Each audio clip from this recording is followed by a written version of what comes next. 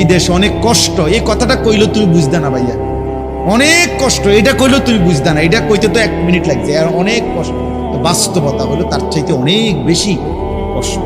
এই প্রখর রৌদ্রে, এই তীব্র রৌদ্রে, বিশেষ করে 12 ঘন্টা ডিউটি করে আসার পরে যখন একটা ছেলে বা একটা যুবক, তার একজন আপনজন কেউ নাই, আইসা বিদেশ অনেক কষ্ট, এই কথাটা কইলো তুমি বুঝদা না ভাইয়া।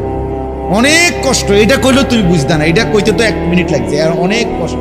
তো বাস্তবতা হলো তার চাইতে অনেক বেশি কষ্ট।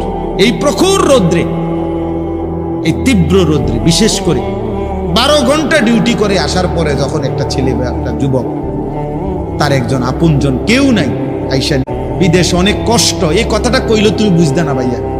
অনেক কষ্ট, এটা কইলো তুমি বুঝদা না, এটা কইতে তো 1 মিনিট লাগছে, আর অনেক কষ্ট। তো বাস্তবতা হলো তার চাইতে অনেক বেশি কষ্ট।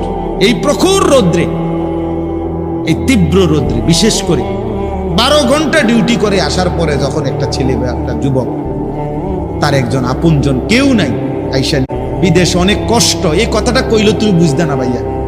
অনেক কষ্ট, এটা কইলো তুমি বুঝদা না, এটা কইতে তো 1 মিনিট লাগছে, আর অনেক কষ্ট। তো বাস্তবতা হলো তার চাইতে অনেক বেশি কষ্ট। এই প্রখর রৌদ্রে, এই তীব্র রৌদ্রে, বিশেষ করে 12 ঘন্টা ডিউটি করে আসার পরে যখন একটা ছেলে বা একটা যুবক, তার একজন আপনজন কেউ নাই, আইসা